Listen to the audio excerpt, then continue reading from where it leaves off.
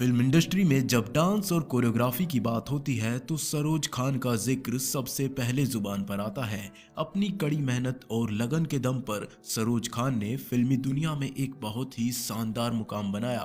सरोज खान साल 1948 में मुंबई में पैदा हुई। सरोज खान की पढ़ाई भी मुंबई में ही हुई। माता पिता ने इन्हें नाम दिया था निर्मला। इनके पिता का नाम किशन चंद और माँ का नाम नोनी सिंह था।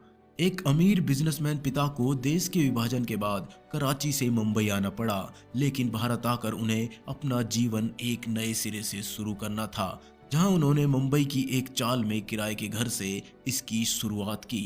निर्मला जब 3 साल की थी तो इनकी मां ने इन्हें एक दिन अपनी परछाई को हाथ हिलाते हुए देखा, जिसे देखकर मां को लगा कि बेटी का दिमागी संतुलन ठीक नहीं है। वो इन्हें डॉक्टर के पास ले गई। डॉक्टर ने निर्मला की मां से कहा कि घबराइए मत, आपकी बेटी पागल नहीं है बल्कि बेहद टैलेंटेड है और आपकी बेटी को डांस करने का भी शौक है। आप चाहें तो इसे फिल्मों में ट्राई कर सकती हैं। डॉक्टर की बॉलीवुड के लोगों से जान पहचान भी थी। डॉक्टर ने माता पिता की मदद की और अपनी जान पहचान के जरिए निर्मला को फिल्म में बतौर चाइल्ड एक्टर काम दिला दिया। पहली बार पर्दे पर निर्मला अभिनेत्री श्यामा की फिल्म नजराना में उनके बचपन का किरदार निभाते हुए नजर आई। नन्ही निर्मला पर उस मूवी में एक गाना भी फिल्माया गया था। चाइल्ड आर्टिस्ट के तौर पर निर्मला की दूसरी फिल्म थी 1953 में आई आगोश, जिसमें उस जमाने की मशहूर चाइल्ड आर्टिस्ट बेबी नाज के साथ एक गीत में वो नजर आई थी। साल 1951 में आई फिल्म बड़ी बहू में भी निर्मला ने एज ए चाइल्ड आर्टिस्ट काम किया और उस फिल्म में ये अभिनेत्री निम्मी की बेटी के रोल में भी नजर आई थी। इसके अलावा भी कई फिल्मों में निर्मला ने काम किया। बतौर चाइल्ड आर्टिस्ट निर्मला के करियर में 10 से 15 साल की उम्र में ऐसा भी दौर आया जब उन्हें फिल्मों में काम मिलना मुश्किल हो गया था। पर क्योंकि निर्मला एक बहुत अच्छी डांसर भी थी तो लोगों ने उन्हें ग्रुप डांसर बनने की सलाह दे डाली। ये एक ऐसा वक्त था जब निर्मला के घर की हालत भी इस समय ठीक नहीं थी, जिसके चलते उन्होंने लोगों की ये सलाह मान ली और साल 1958 में आई फिल्म हावड़ा ब्रिज में उन्होंने पहली बार बतौर ग्रुप डांसर काम किया। 1963 में आई फिल्म ताजमहल की मशहूर कवाली चांद का बदन में मीनू मुमताज के साथ बैठी नजर आई थी। अपने करियर में निर्मला हर दिन एक कदम आगे बढ़ती जा रही थी, मगर इसी दौरान निर्मला के पिता की मौत हो गई और परिवार पर मुसीबतों का पहाड़ टूट पड़ा। निर्मला से छोटी उनकी 4 बहनें और एक भाई था। हालात ये थे कि घर में एक वक्त का खाना जुटाना भारी होने लगा। एक समय ऐसा आ गया था जब निर्मला के परिवार को भजिया वाले से बची हुई भजिया खाकर कई दिनों तक गुजारा करना पड़ा था। उधर निर्मला लोगों से उधार मांगकर मां की मदद के लिए पैसे जुटा रही थी। कहा तो ये भी जाता है कि एक बार निर्मला ने शशि कपूर साहब से भी 200 रुपए उधार लिए थे। अब तक निर्मला ये तय कर चुकी थी कि उन्हें फिल्म इंडस्ट्री का ही हिस्सा बनना है। वहीं अपने डांस कौशल से वो फिल्म इंडस्ट्री में अपनी पहचान बना चुकी थी। इत्तेफाक से इसी दौर में साउथ के मशहूर डांस गुरु सोहन लाल और हीरा लाल बॉम्बे फिल्म इंडस्ट्री में भी काम करने आए थे।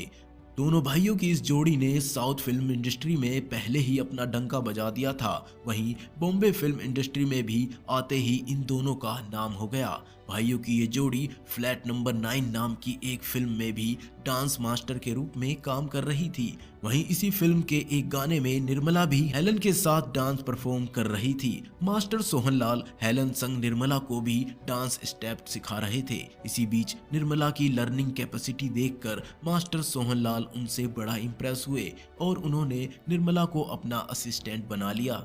मास्टर सोहनलाल के असिस्टेंट के तौर पर निर्मला को सबसे पहले वैजंती माला को डांस सिखाने का मौका मिला। वो फिल्म थी कॉलेज गर्ल। शुरुआत में वैजंती माला को यकीन नहीं हुआ कि उन्हें एक 12 साल की लड़की से डांस सीखना होगा।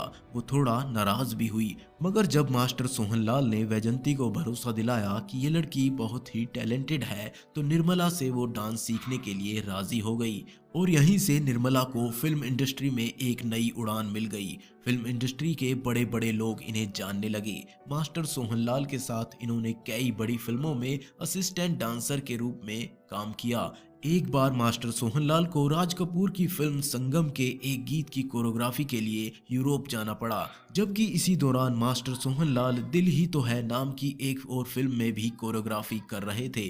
मास्टर सोहनलाल के जाने के बाद दिल ही तो है के प्रोड्यूसर ने निर्मला से कहा कि उन्हें अर्जेंटली अपनी फिल्म के एक गाने को तैयार करना है, इसलिए तुम इसकी कोरियोग्राफी करो। शुरुआत में तो निर्मला काफी घबरा गई, मगर जब उन्हें पता लगा कि मदद के लिए डायरेक्टर पीएल संतोषी वहां मौजूद रहेंगे तो उनकी जान में जान आई और बाद में उनकी मदद से निर्मला ने वो गाना कोरियोग्राफ भी किया, जो बाद में एक सुपरहिट गाना साबित हुआ।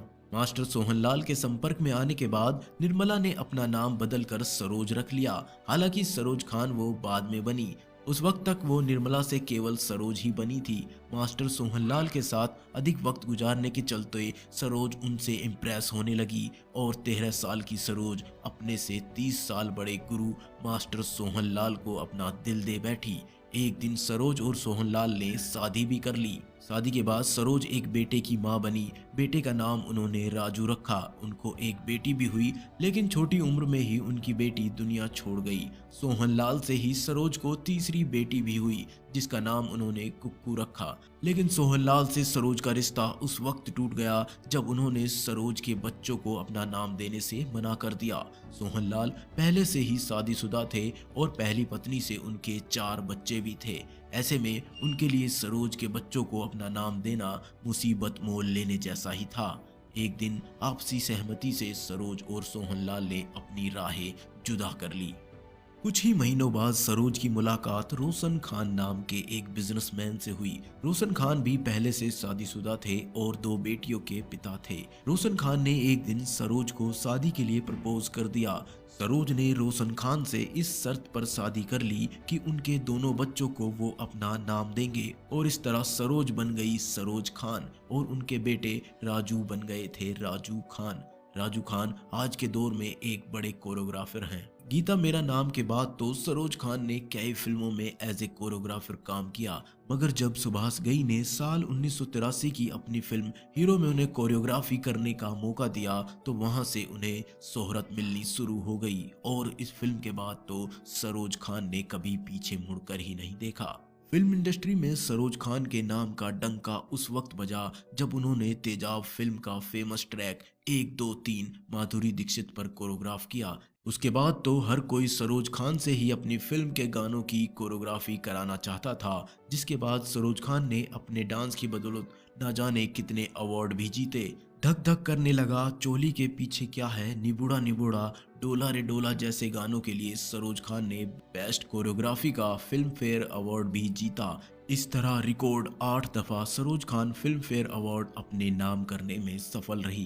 ये जानकर आपको हैरानी होगी कि सरोज खान का गीत 1 2 3 देखकर ही फिल्म फेयर ने बेस्ट कोरियोग्राफी अवार्ड देना शुरू किया था। उससे पहले फिल्म फेयर कोरियोग्राफी में कोई अवार्ड नहीं देता था। इस तरह फिल्म फेयर का पहला कोरियोग्राफी अवार्ड जीतने वाली सरोज खान ही थी। सरोज खान की जिंदगी में एक दौर वह भी आया था जब उन्हें लगता था कि फिल्मों में उनका भविष्य अच्छा नहीं चल पाएगा। ऐसे में घर की जिम्मेदारियां उठाने के लिए उन्होंने 6 महीने तक बाकायदा नर्सिंग की ट्रेनिंग ली और फिर मुंबई के एक अस्पताल में एज ए नर्स जॉब भी की थी। सरोज खान ने मुंबई की एक कंपनी में रिसेप्शनिस्ट की नौकरी भी की थी। उनकी लिखी कई कहानियों ने फिल्म की शक्ल ली थी। उनकी लिखी पहली फिल्म थी साल 1990 में आई वीरू दादा और इस फिल्म में धर्मेंद्र ने काम किया था। सरोज खान की लिखी दूसरी फिल्म थी खिलाड़ी, जिसमें अक्षय कुमार, दीपक तिजोरी और आयशा जुल्का जैसी बड़ी स्टार कास्ट थी। ये फिल्म एक बहुत बड़ी हिट साबित हुई। इसके अलावा सरोज खान ने हम है बेमिसाल, नज़र के सामने, छोटे सरकार, दिल तेरा दीवाना, दावा जैसी कई फिल्में लिखी। अपने डांस और लेखनी से सबके दिलों पर राज करने वाली सरोज खान ने 3 जुलाई 2020 को 71 साल की उम्र में इस दुनिया को अलविदा कह दिया। लेकिन अपने हुनर की जो अमानत वो यहाँ छोड़ कर गई हैं, वो उन्हें हमेशा उनके चाहने वालों के दिलों में जिंदा रखेगी।